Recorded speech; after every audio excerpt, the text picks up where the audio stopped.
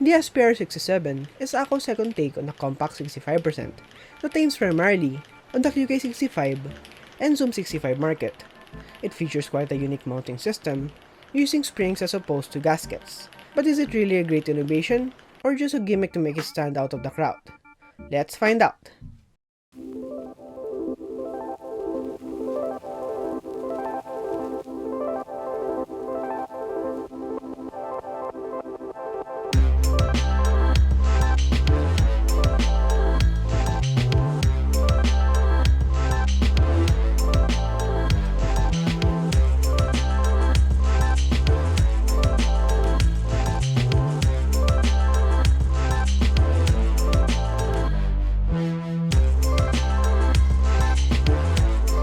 Disclaimer: Akko did send this out for me to review, but that will not affect my opinions in any way, shape, or form. Right out of the box, you can see that they made the unboxing experience quite premium. The board is underneath all of these layers. The first layer comprises of the manual, the south-facing and flexible PCB,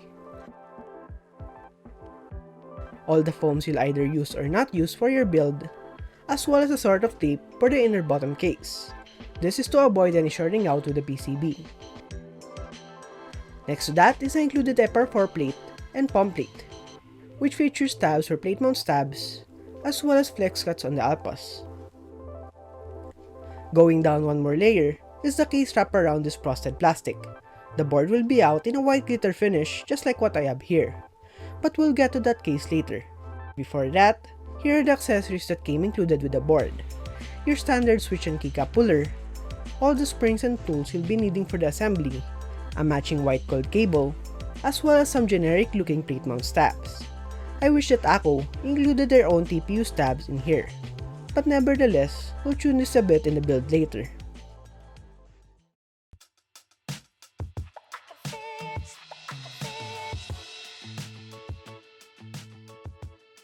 Weighing in at 1.3 kilograms, the Akko SPR67 isn't your standard gasket mount 65%.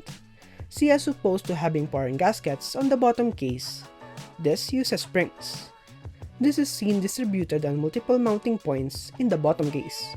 The user can also offer either 120-gram springs, which are the lightest, 170 grams on the middle ground, and the heaviest one, which is 230 grams. Tons of foam options are also available, and you have your choice between palm or an FR4 plate, both with flex cuts. On the front, we could see the non-exploded 65% layout, with the arrow keys being separated by a blocker on the bottom right. The bezels on this board are quite thick, measuring up to 10mm, definitely a consideration if you're planning to buy a wrist rest. Speaking of measurements, the front height is at 20mm and goes all the way up to 30mm on the rear. The sides show off the gold accent, separating the top and bottom metal case, while the back incorporates this clean accent I once thought was brass, but upon further inspection, it seems to look like a tin and anodized aluminum accent rather than being a weight. Also in the back are the white rubber feet and the SPR67 and Akko logo engraved on the said accent. The rear shows only the USB Type-C port on the left side, which is recessed and is thankfully a daughter board. Going back to the build, it's hard to see in camera, but the finish on this case has some sort of glitter effect not typical on Akko boards, and it looks quite stunning. Sides are chamfered, and the slight cut on the bottom side helps out lifting the board up easily. Personally, I'm not a fan of the thick bezels, as I much prefer the thinness of the Mode 65, but that's just my opinion. We will dive in deeper with the spring, foam, and plate configs later, but for now, let's talk about the PCB. The PCB is 5-pin hot swap with CIY sockets. It also has tons of flex cuts on the alpha row, which is a pro if you like the local flex on the alphas, but may be a con for the sound department, as it thins the sound a bit more. Nevertheless, the PCB also supports screw-in tabs as well as clip-ins. You can also use the stock plate mount tabs, as the plates that came with the board supports it. Sadly though, no PA compatibility on this one, but I heard that Akko is pushing this feature on future releases, as per Andy's comment. Onto the issues I have with the PCB, I did have a burnt hot swap socket on mine, but I'll blame it on this being a Pro Tool PCB. I'll let Akko know about this issue. Hopefully next time, they'll improve their quality control on this unit. Last note about the PCB is that it supports the Akko Cloud driver. Onto the build proper. I first lubed the stock plate mount tabs included in the kit, mounted the FR power plate as well as the plate foam to the PCB, and added in my switches for the time being. The switches are the NK Creams P2, lubed and filmed by Kurt Bro switches. If you like some of this as well, you could get yours with a 5% discount by using code CTECH on your checkout. Anyways, besides the typical building stuff, we go to the fun part. After screwing in the two daughterboard screws, we also added the tape on the back to avoid any shorts with the PCB, as this will flex so much that it's a genuine problem. We then proceed to adding the springs on the indents. For this, you have your choice of 120, 170, and 230 gram springs. That will differ your typing feel and experience. If you want a relatively easy to bounce board, stick with the 120. On the other spectrum, you'd go with the 230. I went with the middle config and settled in for the 170 gram springs. This is done by mounting the alignment poles as well as the springs on the intended protrusions on the bottom case, as seen here. Once done, a steam silicone is then placed on top of the spring to be able to get in contact with the PCB and plate. And as you can see, it already bounces quite easily, even with the 170 grams. Once done, I added some silicone stoppers on top to prevent the plate from hitting the top case and produce an unwanted sound. And finally, I could reassemble it back and put on some keycaps. This time, it's a Taihao camo, which perfectly suits the gold accents. For the sound test, I will be using some Yonky bow as the Taihao produces some thin sounds with any board. Nevertheless, here are some glamour shots of it. Hope you enjoy.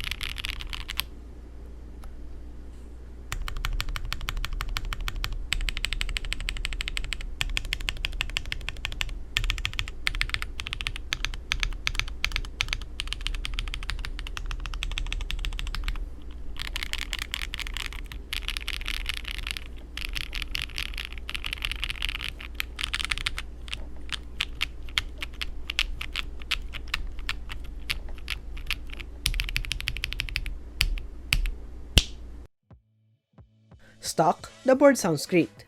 I'd say a little hollow on the mods with the palm plate. This is why I much prefer the FR pore plate for a fuller sound. Keep in mind that I didn't add the PE foam as well, so this did a pretty great job, all things considered. One thing to note is that I think it's a little bit thinner sounding than I want it to be. Granted, taping the flex cut solves it, but I hope Akko removes the flex cut on the PCB and just leave it to the plate to be able to retain the fuller sound signature. Those sound tests were built on the stiffer side, with all the foams and the 170 gram spring, To show off the difference in flex and bounce of this board, here is a table of my overall thoughts on each config, to not bore you.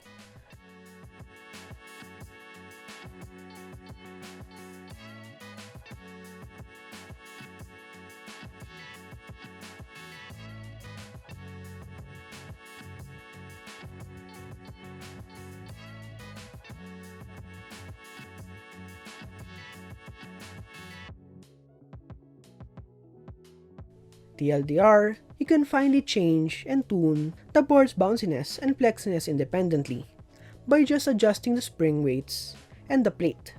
Added that to the fact that you can also add foams in between the PCB and case, then this is one customizable board. I find that all the foams with FR4 and 170g springs is the best for me, as I retain some of that flex and bounce. 120g springs with no foams on the palm plate feel so unstable. I felt like the keys were about to remove itself from the PCB, just by typing on it. On the other hand, the funnest experience I have with the board is joining the 230g springs with the palm plate, as it retains the local flexiness on the alpha row, but it removes the bounciness of the whole PCB. Ultimately, it's up to you to choose what config you like, but seeing so many permutations and combinations of springs, foam, and plate makes this board one of the most customizable keyboards feel-wise I've ever tried this year. Having held the QK65 for a while, as well as a plethora of other 65%s, I say this board can stand on its own. If you want an in-stock option for a great 65% with a unique mounting system, this might be it. I'd say the mounting system isn't a gimmick. Instead, it helps out the user to finely tune his or her preferences on typing feel for this board. If you're in with the design and construction, as well as the overall sound of the board, then I'd get this. But if you're able to wait for group buy times and want the multiple designs and colorways of the QK and Zoom, granted you're limiting yourself on flex and bounce, then go for that rather. For an entry-level in-stock board, the SPR67 is a great board to get started with, or it even might be your first alu board. The fake weight on the back did disappoint me, as well as the lack of BIA compatibility. But if you're willing to accept those cons, then I'd say this is a fine board to look at. How about you? What are your thoughts on the SPR67? Would you rather get this or a QK65 for the same price? Once again, I'm John J. Benova, and I'll see you in the next video.